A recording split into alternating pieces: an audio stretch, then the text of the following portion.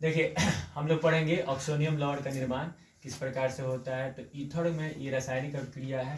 पहला जो है योगशील अभिक्रिया है। इसके बाद हम लोग पढ़ेंगे विदलन अभिक्रिया। उसके बाद हम लोग पढ़ेंगे सर प्रतिस्थापन अभिक्रिया। और चौथा जो होगा अन्य अभिक्रियाओं के बारे में पढ़ना है। तो सबसे पहले ऑक्सोनियम लवण का निर्माण किस प्रकार से होता है, तो इसमें ध्यान दीजिएगा। हालांकि नहीं, इसमें ईथर जो होता है प्रबल खनिज के साथ में, किसके साथ में, प्रबल खनिज जो अम्ल होते हैं उनके साथ में अभिक्रिया को दर्शाता है। तो सबसे पहले हम लोग देखेंगे इसकी अभिक्रिया को, ईथर जो है किस प्रकार से अभिक्रिया करता है। तो मैं आपको इसके एग्जांपल पर समझा रहा हूँ। R bond O bond R, अब प्लस में सर इसके साथ में हाइड्रोक्लोरिक अम्ल है H बॉन्ड Cl कर सकते हैं या HCl भी लिख सकते हैं।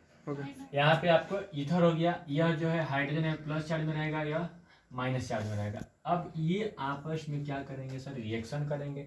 जब ये रिएक्शन करेगा तो क्या बनाएगा, आपको बना के देगा ऑक्सोनियम लवण। तो सिंपल सी चीज़ है, यहाँ पे कुछ नहीं करना है। ये आपके सामने एग्जाम्पल 4 है। एल्काइल समूह किसके साथ में जुड़ा रहता है, दो एल्काइल समान समूह जो रहता है ऑक्सीजन परमाणु के साथ में जुड़ा रहता है। तो किस चीज़ का निर्माण करता है, ईथर का निर्माण करता है। अब हम लोग को ईथर के माध्यम से हम लोग को ऑक्सोनियम लवण का निर्माण करना है। तो ध्यान देंगे, सिंपल सी चीज़ यहाँ पे आर हो जाएगा, बॉन्ड में ओ रहेगा यानी कि आर रहेगा, यानी कि ऑक्सीजन हो गया, एल्काइल समूह हो गया। अब ये हम लोग इसे क्या करेंगे, इसे हम लोग ब्रैकेट में लेते हैं, साथ में अब देखेंगे सर किसको। तो यहाँ पे सर आपके सामने है हाइड्रोजन। तो इस हाइड्रोजन को इसके साथ में जोड़ देंगे। इससे हमारा क्या बन गया, यह जो हुआ हमारे ऑक्सीनियम लवण का निर्माण हो गया। अब प्लस में जो बचता है उसको हम लोग क्या करेंगे सर, यहाँ पे लिख देंगे। ये अब रहेगा मेरा प्लस चार्ज में और ये फिर रह गया आपका माइनस चार्ज में। तो आपको यहाँ पे कोलिन की प्राप्ति हुई और यहाँ पे आपको ऑक्सीनियम लवण की प्राप्ति हुई। लिख लेंगे ऑक्सीनियम लवण को। अब आप इसका क्या कर सकते हैं, आप इसका स्क्रीनशॉट ले सकते हैं और मेरे चैनल को लाइक सब्सक्राइब कीजिए, फॉलो कीजिए। Thank you. यहाँ पर जो आपके सामने एल्काइल समूह है, एल्काइल समूह पर आप इसको क्या कर सकते हैं, बना सकते हैं। ये आपके लिए क्या रहेगा, होमवर्क रहेगा, लेकिन मैं भी फिर भी इसको मैं समझा देता हूँ यहाँ पे साधारण तौर पे। यह क्या होगा, जो आपका डाइमिथाइल ईथर है वो फार्मूला सेम रह जाएगा, इसमें कोई बदलाव नहीं होगी।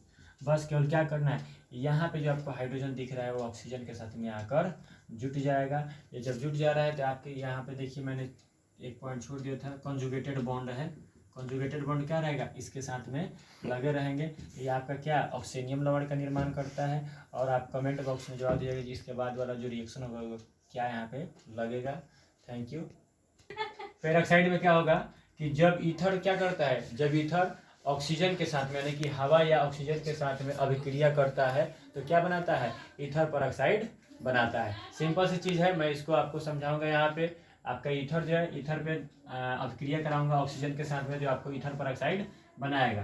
देखिए सर क्या होगा, तो आर बॉन्ड ओ यानी कि ऑक्सीजन, दो एल्काइल समूह यहाँ पे हो गए आर के माध्यम से, और प्लस में सर आपका क्या रहेगा, ओ रहेगा यानी कि ऑक्सीजन रहेगा कॉन्जुगेटेड बॉन्ड के साथ।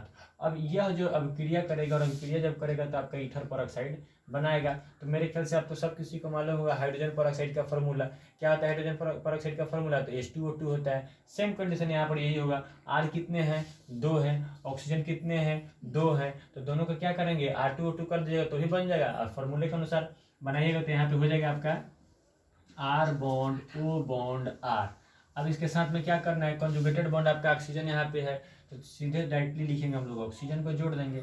आपका ये बन गया क्या, ईथर पर ऑक्साइड। क्या बन गया, ईथर पर ऑक्साइड, ईथर पर ऑक्साइड बन रहा है। और इसके बाद आप चाहिएगा कुछ नहीं करना, इस ईथर के पास में जो मैंने बताया है सेम कंडीशन CH3O यानी कि ऑक्सीजन और फिर आपका CH3 हो जाएगा। प्लस में सर क्या रहेगा, ऑक्सीजन रहेगा कंजुगेटेड बॉन्ड के साथ में, और ये आप क्रिया करिएगा। और जब आप क्रिया करिएगा तो आपको क्या प्राप्त होगा, तो डाइमिथाइल ईथर पर ऑक्साइड प्राप्त होगा। इसे आप क्वेश्चन के तौर पर रखेंगे और इसे आप बनाइएगा। कमेंट बॉक्स में इसका रिप्लाई जरूर दीजिएगा, जवाब जरूर दीजिएगा। ठीक, थैंक यू। रिएक्शन है, क्लीवेज रिएक्शन का हिंदी होता है विदलन अभिक्रिया। इसके पहले हम लोग पढ़े थे योगशील अभिक्रियाएं। अब हम लोग पढ़ेंगे विदलन अभिक्रियाएं के बारे में जानकारी को करेंगे। तो सबसे पहले सर फर्स्ट पॉइंट इसमें मैंने आपको लिखा है, समझाया है कि कुछ अभिक्रियाओं में कार्बन जो है ऑक्सीजन अबंध का विदलन होता है। कार्बन जो ऑक्सीजन के साथ में बंधन बनाता है उसका विदलन किस प्रकार से होता है। सबसे फर्स्ट जो आपका रिएक्शन होगा वो बनाएंगे हम लोग फास्फोरस पेंटाक्लोराइड के साथ में। किसके साथ में? तो फास्फोरस पेंटाक्लोराइड के साथ में हम लोग अभिक्रिया कराएंगे। सबसे पहले तो किसके साथ? तो ईथर के साथ में हम लोग क्या करेंगे? अभिक्रिया कराएंगे। तो ध्यान देंगे हम लोग सबसे पहले R bond O bond R plus में क्या हो जाएगा सर? PCl5 और साइन ऑफ रिएक्शन। यहाँ पे मैंने कई बार आपको बताया कि R जो होता है इसको एल्काइल समूह कहते हैं। तो दो सामान्य एल्काइल समूह जब फास्फोरस पेंटाक्लोराइड के साथ में अभिक्रिया करेंगे तो यह किस प्रकार की अभिक्रिया यानी कि विदलन करेंगे। तो सबसे पहले फर्स्ट पॉइंट जो होगा उसको हम लोग बना रहे हैं। यहाँ पे बनाने के बाद देखेंगे क्या बनता है। तो देखिए सर यहाँ पे 1 और यहाँ पे 2, तो कितना हो गया हमारे पास? 2R हो गया बॉन्ड। कोलिन की संख्या सर यहाँ पे कितनी है? कोलिन की संख्या यहाँ पे आपके सामने क्या है? ईथर हो गया। मैं लिख देता हूँ यहाँ पे, यह जो है ईथर है और यहाँ पे सर आपका फास्फोरस पेंटाक्लोराइड क्या है? Phosphorus pentachloride. ठीक, यह अभिक्रिया करता है। जब अभिक्रिया करेगा तो सर क्या बनाएगा? तो यह अभिक्रिया करेगा तो सर एल्काइल हैलाइड बनाएगा। क्या बनाएगा? एल्काइल हैलाइड बनाएगा। तो सिंपल सी चीज है आपके सामने, दो ठो यहाँ पे आपके सामने क्या है?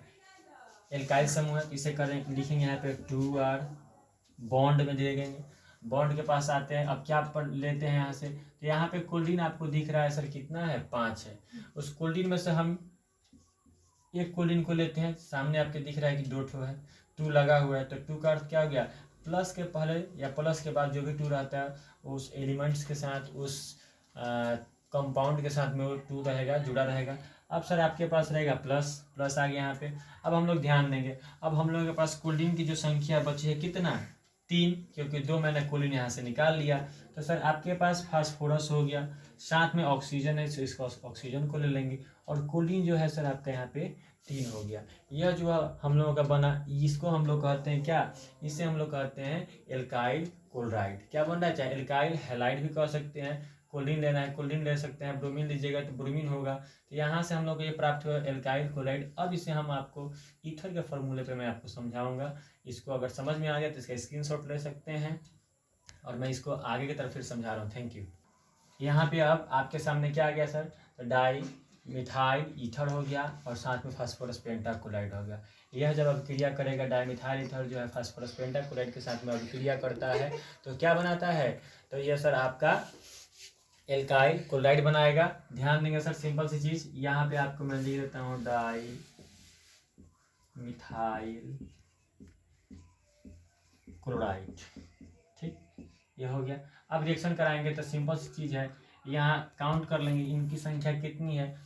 2 है तो 2CH3 लिख देंगे।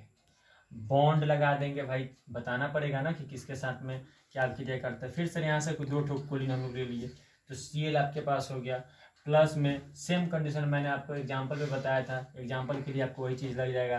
फास्फोरस ऑक्सीजन और कोलिन की संख्या 3 लग गया। यह जो आपका कौन सा क्लोराइड बना रहा है? तो आपका यहाँ पे बना रहा है क्या? Methyl chloride. क्या बना रहा है? Methyl chloride. लेकिन यहाँ पे 2 है तो इसलिए लिख दें क्या? डाईमिथाइल क्लोराइड बना रहा है। सॉरी यहाँ पे मैंने गलत लिख दिया है, यह जो है डाईमिथाइल ईथर है। क्या है?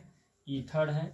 ईथर जो है फास्फोरस पेंटाक्लोराइड के साथ अभिक्रिया करेगा तो आपको एल्काइल क्लोराइड यानी कि मिथाइल क्लोराइड बना रहा है और साथ में यहाँ पे फास्फोरिक अम्ल बना रहा है। मैं चाहूँगा बच्चों आपसे कि आप इसका नाम बताएं कमेंट बॉक्स में और इसका भी नाम बताएं। Thank you.